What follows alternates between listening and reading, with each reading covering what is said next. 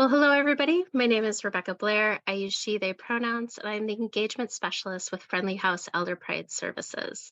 We work to enhance the lives of LGBTQ plus older adults through education, advocacy, support, and community building services. Thank you for joining us tonight for part two of our Planning with Pride series, The Dying Time. Our intention with these presentations is to provide information about end-of-life needs, services, and options available from the mouths of professionals working in these areas. We hope that this opens up a community-wide conversation about death and dying, choice, and meaning.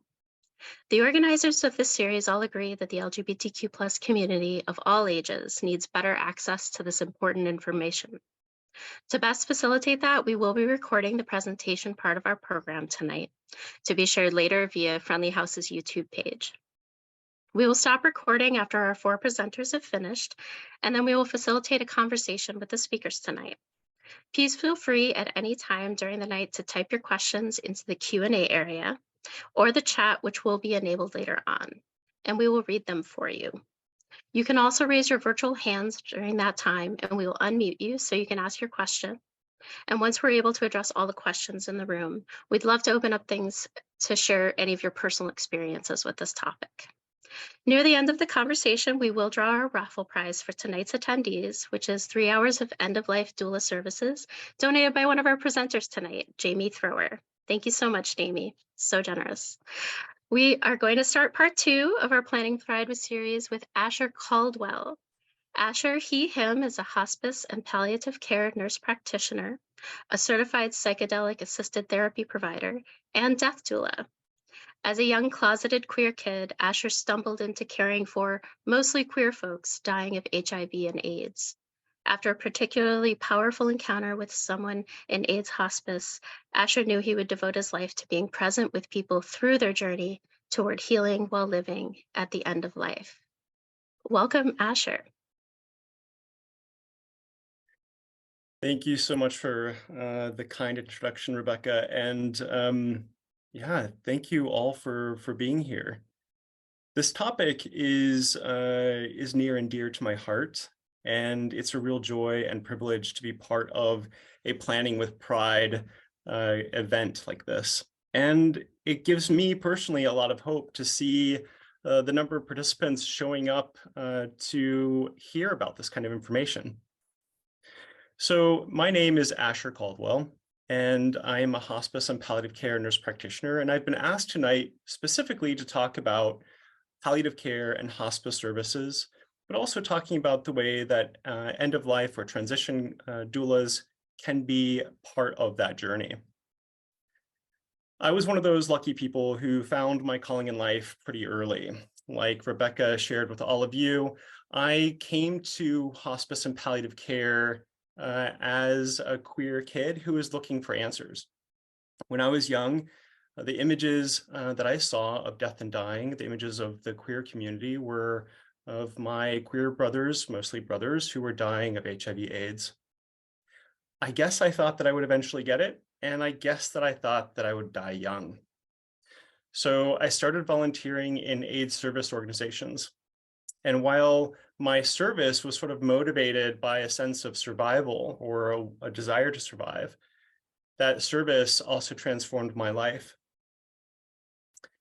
That service led me to understanding the power of human connection and the power of vulnerability and the privilege of dancing in these roles with people who are facing serious and terminal illnesses. It also helped me to become even more grounded in my own humanity. So let me start by talking about palliative care. When you hear the word palliative, I want you to think of your favorite heavy blanket or coat on the coldest night of the year. Your blanket or your coat won't change the temperature outside, but it can keep you warm and feeling safe. The word palliative means to cover up. Palliative care is a healthcare specialty that knows a truth about being human, a truth that we have a hard time facing in our culture, the truth that not everything has a cure and that death is a natural part of life. So while there may not be a cure when someone is living with certain diseases or certain terminal illnesses, palliative care believes that there's always the possibility for healing. In fact, the word healing itself actually means to make whole. So, like your favorite blanket or coat on that coldest night of the year, palliative care specialists may not be able to take away the incurable disease that someone's living with, but we try our very best to keep someone feeling as healthy and as whole as possible. Palliative care specialists like me are usually found in outpatient clinics or hospital settings. Sometimes in some areas or cities, we might also be found in community-based clinics attached to things like home health or even hospice agencies. Palliative care teams can be involved from the moment someone is diagnosed with a serious or life-threatening illness, and we can stay involved all the way through to the end of life and death. We are experts on symptom management, serious illness communication skills, goals of care counseling, and end-of-life care options. But of course, even specialists can specialize. So it's always good to ask questions when you meet any healthcare provider. Ask about our experience, ask about our passions and our strengths, ask us why we chose this profession, and ask us what experience we might have in providing care to someone like you, or in this case, to the queer community. So I started with trying to give a big, broad overview of palliative care, and I do want you to remember that blanket or that coat and the idea of covering something up. The idea of covering up the symptoms of the terminal illness or the serious illness is part of the desire to promote a better quality of life. But as a healing profession, hospice actually came first. In the United States, hospice was created as a Medicare benefit in the early 1980s.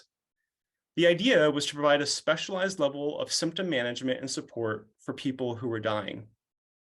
If you think back to the 1980s, and maybe some of you weren't around then, but kind of think about the history of what might be happening in this country, at that time, most people in the United States who were dying of diseases, as opposed to things like accidents, were dying from diseases that had a very predictable path, a very steep slope down toward the end of life.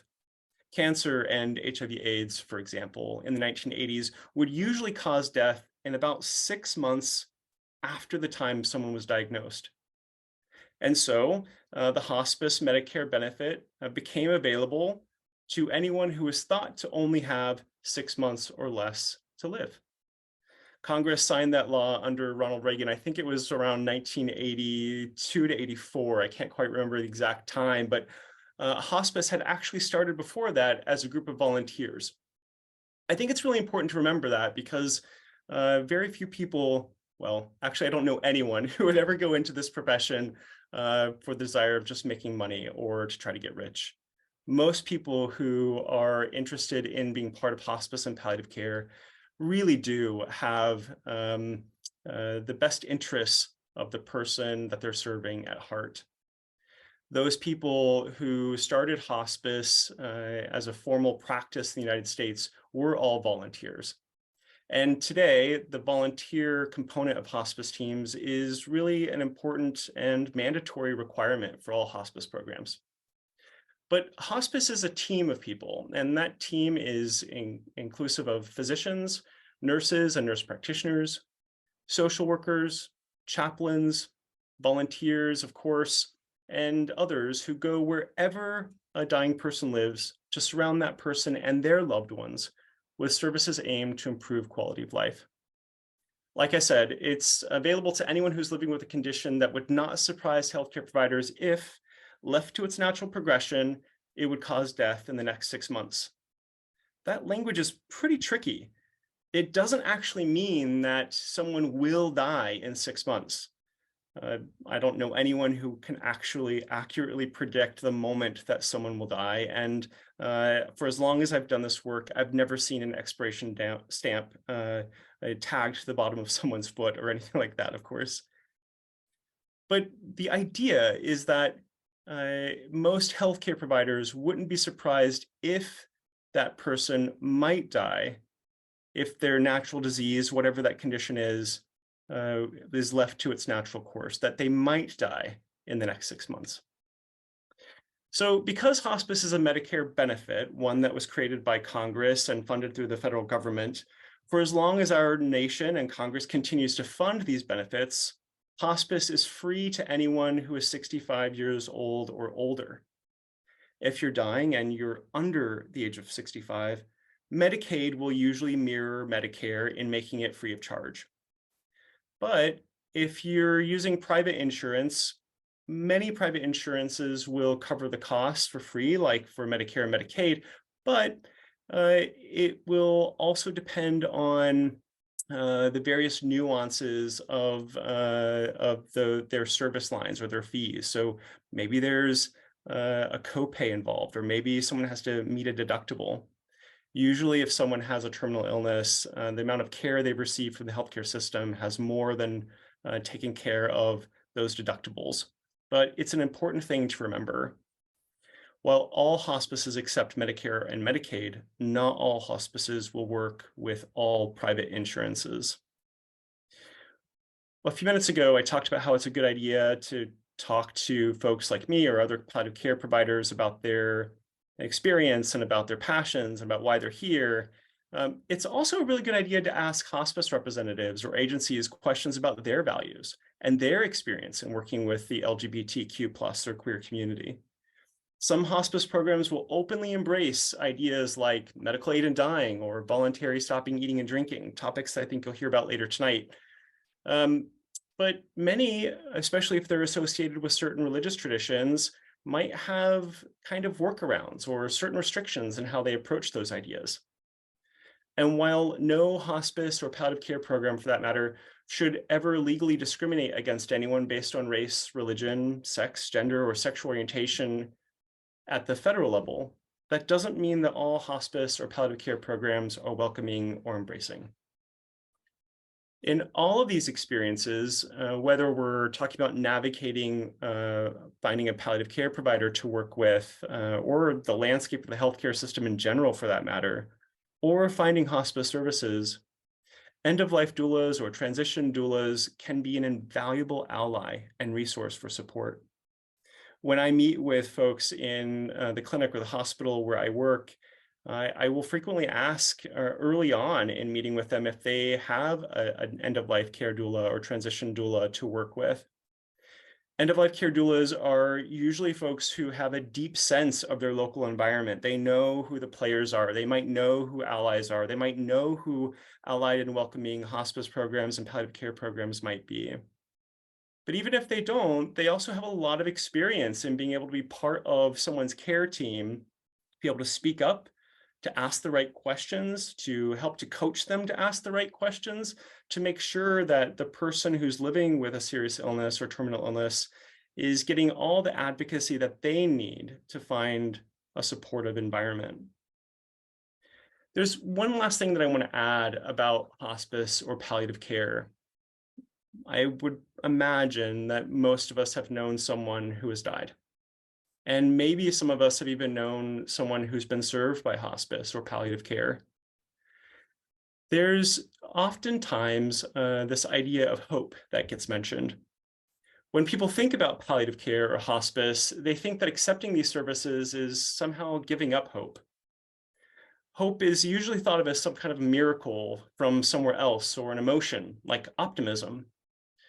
But really, hope is a way of thinking. Hope is made up of three things. Hope is made up of the ability to make goals, the knowing of how to move toward those goals while being flexible and having the ability to tolerate little setbacks, and then also the ability to believe in yourself and your support system around you to support you in reaching those goals. Palliative care professionals and hospice care teams are all about that kind of hope. So are end-of-life doulas and transition care doulas.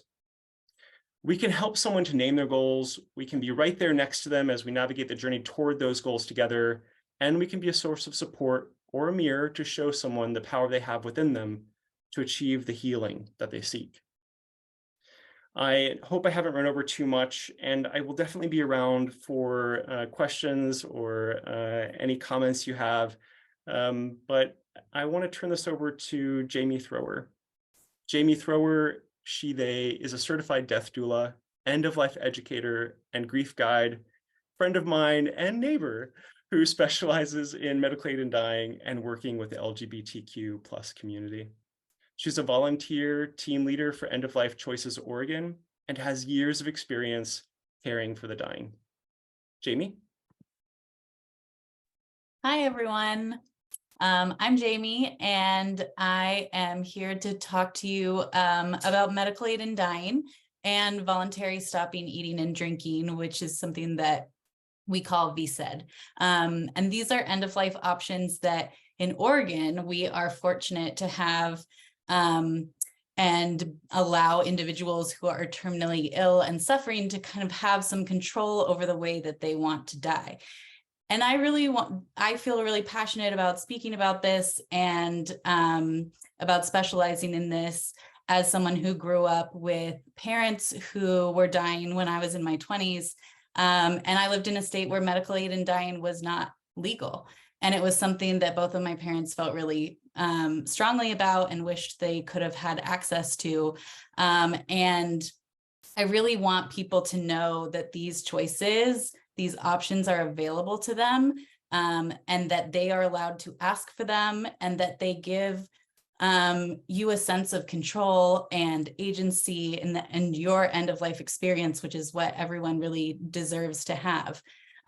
This information isn't really available. As Asher was saying, there are hospices or physicians or medical systems that don't necessarily promote the idea of medical aid in dying or VSED because it is not federally recognized and legal. There's only 11 states right now that legalize medical aid in dying. And so, you know, there's a lot of misconception out there, and there's just not a lot of great information about what these processes look like. So medical aid in dying, which a lot of you probably know as Death with Dignity, allows terminally ill patients to request the medication from their physician that will end their life peacefully. This option is only available to individuals who are mentally capable of making their own healthcare decisions, have been diagnosed with a terminal illness with a prognosis of 6 months or less, which also Asher talked about. That language is variable, but and that they are able to self-administer the medication. VSED, on the other hand, involves voluntarily, so your own choice to stop eating and drinking, which leads to a natural decline in the body's function and eventually is the cause of death. This option is available to anyone, regardless of their medical condition or a terminal illness, but it does require a lot of careful planning and support from both healthcare providers, loved ones, friends, family, and other practitioners in the end-of-life care world. And this is, again, where doulas come into play that can provide kind of invaluable services. Both medical aid and dying and VSED are really deeply personal choices, and no one should be forced to choose either option, but having that option available is what I find that gives people an incredible amount of peace of mind. And that is what feels so important to me. I work with people who pursue medical aid in dying because they want to have it as a safety net. They want to know that if it gets too much, if they want to say, I am done, they have that ability if they are eligible. So the eligibility process is, requires you to have a 6-month or less diagnosis that is confirmed by 2 doctors. And you also have to be able to self-administer the medication. And you also need to be able to mentally be able to have capabilities of making your own healthcare decisions. So this is not a decision that anyone can make for you. And that's something that when we talk about medical aid in dying, it's important to me to tell you that it's oftentimes incorrectly referred to as physician-assisted suicide or euthanasia. And both of those terms really do a disservice to what medical aid in dying actually is. So suicide or physician-assisted suicide implies that there's a choice between life or death. And with medical aid in dying, there is not a choice of life or death. The death is inevitable. No matter what, this person is going to die if their illness continues. And doctors are confirming that this person is terminal and that they are able to make this decision for themselves. They are also, physicians are not assisting. They assist in the way of writing the prescription, but a huge part of medical aid in dying is making sure that you are able to administer the medication yourself, which involves drinking a liquid. Euthanasia, on the other hand, is also an intentional act in which another person administers the medication. And a lot of us have that kind of experience with animals, but by contrast, medical aid in dying requires that patient, again, to take the medication themselves. And there's a rigorous kind of eligibility process that has a lot of checkpoints of consent, making sure that this is the patient's decision all along. So when I'm working with people who are pursuing medical aid in dying, I'm talking to them about what does this choice mean to you? Why are you interested in this? Tell me about what is a good day for you? What's a bad day for you? What does your quality of life look like? And oftentimes, the main reason that people are using medical aid in dying or wanting access to it is not because they're in a ton of pain or because they're deeply suffering, but because they want control. They want to have agency, they want to have a safety net, and they want to be able to say, enough is enough. I can't go outside. I can't take care of myself. I can't hug my grandkids. I can't, all the things that are important to someone's life. If they're not able to do that anymore, their quality of life has really diminished. And some people at that point feel like they're done kind of being on this earth for now. So I work with them to kind of talk through that process, talk to them and coach them how to have conversations with their doctors, how to get them involved. If they aren't, there are still a lot of physicians that can opt out of prescribing or consulting with medical aid in dying. So I can connect them to organizations like End of Life Choices Oregon that helps people navigate that. And then I really do a lot of work in preparing what that day is going to look like. And that's the magic of medical aid in dying, is that when you pick the day that you die, which most people cannot ever know when they're going to die.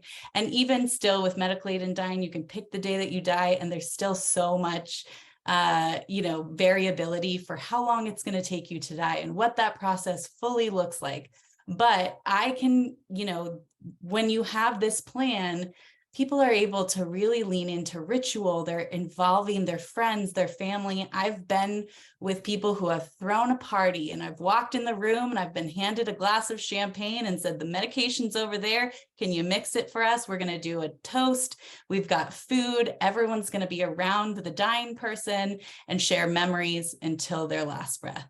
I've also been with people who just want a quiet and private session, just them and a couple other people in the room. And I think that's really wonderful too. So it's a reminder that we all deserve to have that choice, that agency in the end of our life experience, and that, we deserve to have the dignity that is what is meaningful to us. Everyone's level of what is dignified is different, right? So, but we should all be able to have a say in what we want our end of life experience to look like. So VSED, on the other hand, is when an individual voluntarily chooses to stop eating and drinking with the intention of hastening their own death. And again, it's important to note that this is not a form of suicide, but rather a choice to refuse treatment and allow the natural process of dying to occur. VSED is one of the oldest ways to die. And it was established when there were not any antibiotics or medical interventions. And so choosing to stop eating and drinking became the humane way to let someone die, because as if someone's dying, they withdraw in their own selves, starting to stop eating as much, starting to stop taking on liquids, because as you're dying, your body is filling with fluids. So adding more food, adding more liquids, water, fluids can actually be more harmful. So when people talk about VSED, anyone can use VSED. Anyone can decide to use VSED. And they're usually individuals who don't have a 6-month terminal prognosis, but are suffering from incurable progressive illnesses like dementia, or degenerative diseases like ALS, or certain kinds of cancers that wouldn't allow someone to be able to drink the liquid medication of medical aid in dying. So there's by allowing VSED to be part of the end of life experience, it's legal, because in the United States, we are allowed to refuse care, and refusing care includes food and hydration. So VSED in itself requires a ton of commitment and willpower and resolve and planning. And if someone decides that this is the right choice for them, it's so important to kind of start gathering a care team, to find end-of-life practitioners that have experience in this. End-of-life doulas are really great resources. Some hospice and palliative care physicians or practitioners are really great resources as well. There's also a group in the Pacific Northwest called VSED Resources Northwest that provides a ton of resources. And it's really important to kind of gather that care team, because VSED requires a lot of care.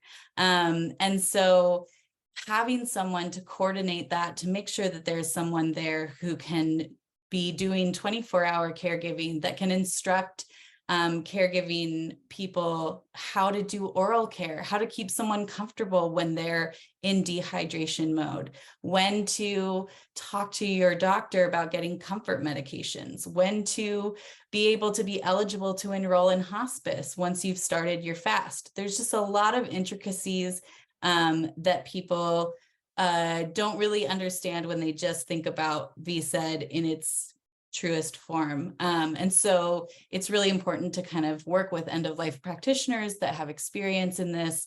But generally, it's a very peaceful way to die. And I just worked with someone who decided to do VSED, and it was a beautiful experience. And it was really wonderful to watch that kind of community support again, and that kind of where we originally started, which was caring for our people at the end of their life, making sure that someone is comfortable, that they feel loved, that they feel supported, all of that. So on average, VSED takes about 10 days. And it can be shorter or longer, kind of depending on the health status of a person. And so it kind of just starts with this process of clearing out the gut and slowly decreasing your food and drink, because it's not something you want to do, right, cold turkey, and then getting those practitioners and medical professionals, family members, all of that to kind of be in that process and support you. And so it is something that is really special, that it is available to anyone, regardless of terminal diagnosis. And again, something that is a personal choice, that needs to be a choice that is yours and yours alone, but that gives you that kind of agency and that control over the end of your life experience. A lot of people who are struggling with dementia or a degenerative disease don't feel nervous or don't want to get to that place where, again, they're not able to have that quality of life. They don't know the people around them, or they are unable to kind of participate in the life that they that they've really loved and enjoyed. So it's really important to me that everyone knows that these are options that can be available to them, that end-of-life doulas and other healthcare professionals, you know, are really great people to be involved and to help support that and bring more awareness about it. And I really want everyone to kind of feel empowered in making these decisions for themselves at the end of their lives. So, you know, we will go into lots of questions later, and I'm always available to be a resource about medical aid in dying or voluntary stopping eating and drinking /VSED. And so next I want to introduce our next speaker, Deanna Hagy of Evening Star End-of-Life Doula Services.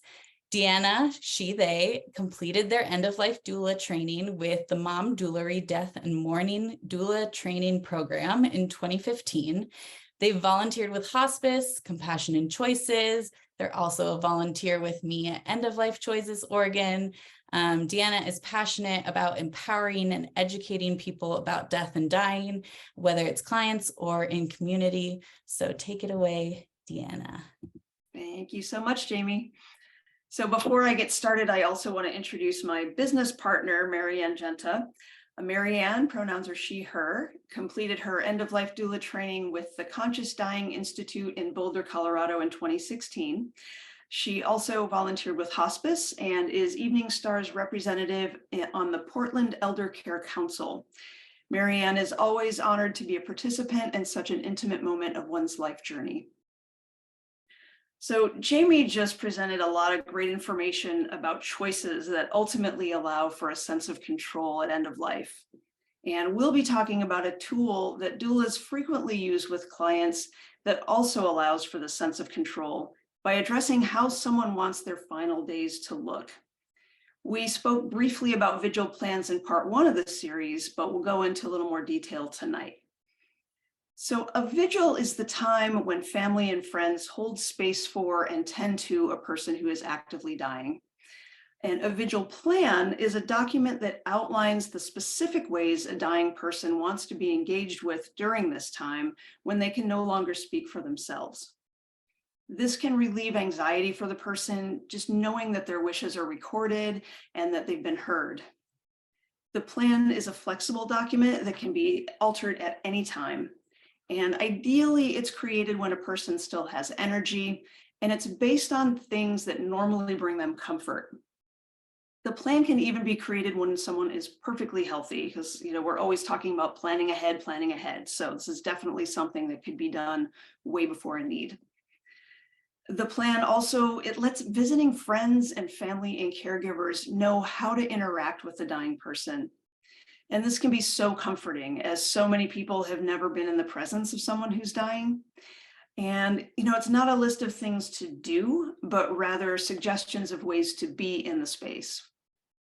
And this allows family and friends to know how to participate in easing the journey in ways that are important to their person. And a vigil plan is really just a huge gift to people conducting the vigil.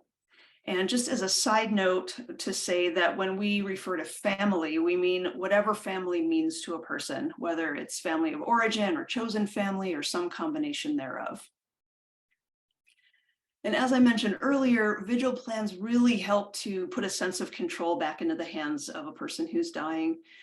It addresses the physical space around the bedside, for example, things like music, lighting, scents, flowers, spiritual objects, photo albums. They're just a few of the elements that can be taken into account when creating this plan. And they're things that engage the senses and that the person finds comforting. The plan can also address if and how the person would like to be touched. Besides documenting the wishes for physical comfort, it's also a great tool for setting protective boundaries or meeting other emotional needs during this very tender time. For example, it can state who a person wants in the space at this time and also who is not welcome, or even what kinds of conversations they may like their people to avoid having around their bedside. There can be instructions for caregivers or others who don't know the person very well for things like correct pronoun usage, honoring the role of a partner and other important people, and respecting gender presentation. And this can serve to just nip assumptions in the bud so the focus can remain on the care of the person who's dying. A vigil plan can also reduce stress for the caregivers, and it really relieves the burden of any one person or family member having to take on the role of a gatekeeper, needing to explain to visitors over and over the preferences of a loved one. And if a person resides in a facility where there are a number of different caregivers around, the plan helps keep them all on the same page, so the space is consistently respected, just as the person would want. And the vigil plan can be as detailed or as general as a person wants, but it should reflect the character of the person and might even include their family dynamics or their culture and traditions. It's also a way to address experiences that they may have had with other deaths. For example, a way to correct a negative experience that they've had or to replicate positive ones. The plan can even include after death care wishes, if they would like people to gently wash their body, or how they might like their body to be dressed, how long they might like you to leave the body. And this can actually serve as the beginning of a home funeral plan if someone has chosen that option. And there'll be more info on home funerals in segment 3. So as doulas, sometimes we're helping a client get started on their vigil plan. Sometimes we're helping them polish or to complete their vigil plan. And like any plan that humans make, things might not always go entirely as intended. Occasionally, a plan is begun and a person might have a sudden decline and doesn't have the energy to finish. This is why we encourage folks to work on their vigil plans with family members or friends or with their doulas, so that if it's not completed, there are others who know enough about what the person would want that they'd be able to improvise if necessary. In our doula role, we also help to get copies of the vigil plan to caregivers, social workers, case managers, or other members of the support team that might also be present during those final days. And sometimes relationships or family dynamics are complicated. And when a family is entrenched in grief, people are not always showing up as their best selves. The stress can bring out the worst in people, and they might unfortunately take it out on one another. So we find a lot of the stress comes from folks not knowing what's expected of them or not knowing what their person wants during this delicate time. So without a plan or vigil plan, there may be disagreements among the family about what they think the dying person wants. So the vigil plan really helps to cut through that uncertainty. It takes away the guesswork, and it lets people know how their person wants this time to go. This can reduce the potential regret or second guessing of one's judgment calls, which can sometimes linger for years in that time of uncertainty. And it can encourage a peaceful, respectful environment and help to derail, hopefully, potentially explosive situations. And now we'd like to share a few stories about some vigil plans we've seen our clients create. We worked with a client a while back who was Buddhist, and he'd done a lot of the emotional work to prepare for his death, but he was struggling with how to handle last visits from 2 particular family members. He was concerned that their time together wouldn't be meaningful, as these folks were kind of talk about sports and politics types, especially when they were in an unfamiliar situation. So his vigil plan reminded people that they were entering sacred space and included this beautiful John O'Donohue quote, which reads, "May all that is unforgiven in you be released. May your fears yield their deepest tranquilities. May all that is unlived in you blossom into a future graced with love." He indicated in this vigil plan that he'd like people to engage with him on a deeper level, sharing memories, saying anything that needed to be said in a gentle tone. And his partners shared this plan with their loved ones before they came for the visit, so they could have time to process the requests and enter the space in love and light. After his death, we heard back from his partner that both of these final visits were emotionally very important and that the vigil plan was critical in laying that foundation. Another client we worked with was young and healthy, I think in her early mid-30s. And she was starting her end-of-life planning so that if she were to get sick, she wouldn't have to do all of it while dealing with an illness. And she also wanted to be prepared for an unexpected sudden death. Her goal for her vigil plan was to support her community in knowing how to support her and her family, especially her 3 young children. She wants her kids to be present and to participate as much as they are comfortable with during her vigil and home funeral, understanding that as they age, this will look different. So she really appreciated the flexibility of the plan and how it can change as her kids grow older. And as an aside here, we really appreciate when people take children into account and find ways to involve them when a family member is dying. And it seems like popular practice in recent decades has been to try to keep illness and dying hidden from children. But kids are way more perceptive than people give them credit for. And by hiding these things, kids just learn that these things are scary and have to be avoided. Being open and honest and letting kids ask questions and participate in ways that are comfortable for them teaches future adults how to better handle these situations of illness and dying. Love it. So another client we had was declining from late stage brain cancer and was living in an adult foster home.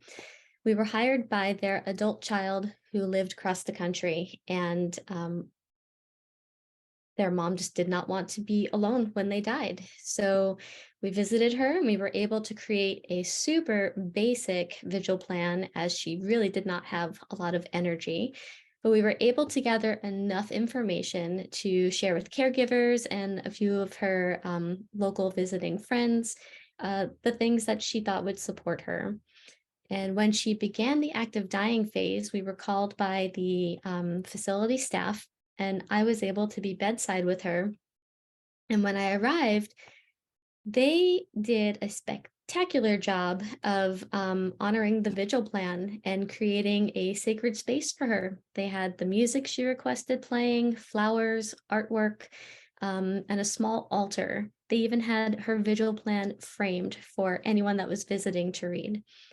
And so even though the client was not necessarily very aware and did not have family present, her space and her plan were honored, and it allowed her caregivers to know how to best support her at that time. And a cool little takeaway from that was the music that she had selected to be playing. After she left the body, did I realize that Leaving on a Jet Plane was the song at that moment. And then a personal story to share. Excuse me. I had a loved one die in their home without a vigil plan or without really any sort of planning. And lifelong friends were coming to visit to say their last goodbyes. And a family caregiver made some comments in the room while they were visiting in front of them that they perceived to be pretty disrespectful or definitely insensitive. And though the comments were probably made by the caregiver as a, nervous reaction or deflection of their grief, I overheard later that the family friends had commented on how distasteful they found that situation. And so fast forward years later, these family friends are still not really socially engaging with my family.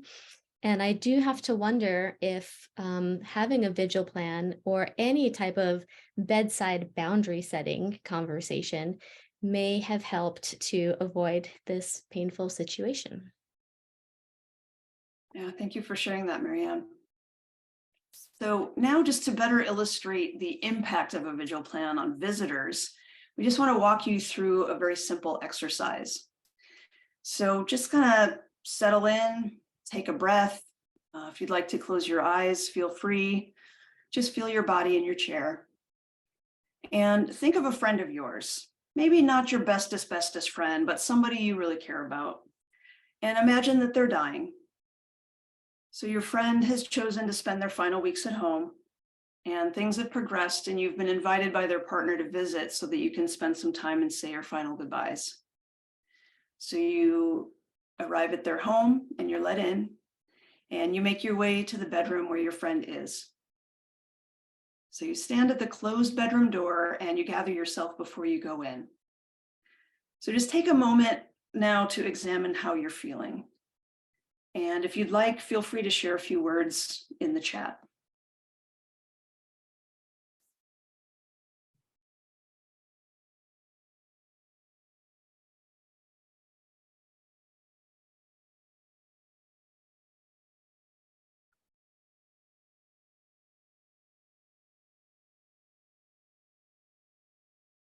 Anxious, sad, gentle, resigned, nervous. My heart feels fluttery and I'm gathering my breath, excited for them.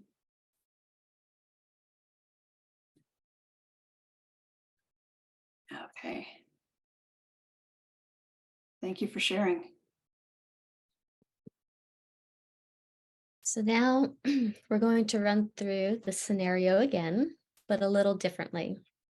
So take another breath and close your eyes if you'd like. And again, imagine you're going to visit your friend who is dying. You arrive at their home and are let in. You make your way to their bedroom where your friend is. You see a piece of paper resting on a table next to the bedroom door, and it reads at the top, "Vigil plan. Please read before entering." You sit in a chair by the table and read. Listen now as I read the words on that piece of paper to you. If you are visiting me, conducting vigil, or are here to take care of me, please do your best to honor these elements of my vigil plan. To help maintain this sacred space, please pause before entering and focus on an experience we've shared that was important to you. If you are a caregiver who doesn't know me, please take a moment to slow down and quiet your mind. My pronouns are they, them. Come in when you're ready. Speak your name to me. In quiet tones, share a favorite memory with me. Please don't talk about sports or politics. Play music from the CDs I've placed by the player at a low volume. If it's something we've shared together, choose it. I've collected my favorite photos and placed them on the dresser. Please keep fresh flowers in the vase behind them. Check to see if the lavender scented candle is burning. Please keep medical supplies as out of sight as possible and keep my room softly lit. I do not like bright fluorescent lighting. Feel free to read to me from my book of travels that's on the nightstand. You are also welcome to write down thoughts or memories in the blank journal, also on the nightstand, for my family to keep. Allow and encourage any of my loved ones and pets to sit on the bed and be near me if they're interested. Feel free to slide your hand under mine, but please don't touch my feet. If possible, please wheel me outside to be in the fresh air or open a window to let the air in. Talk to me about seeing a beautiful white light and entering it and letting go of my body when I'm actively dying. Say whatever comes straight from your heart. And if you'd like to share a few words about how you're feeling after this run through, please jot them in the chat.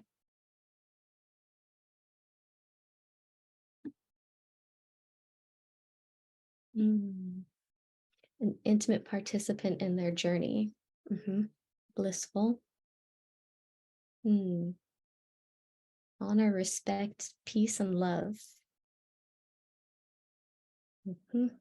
Useful. Definitely. People get a good idea of how they can show up best. You're right. We can respect what they want. Exactly.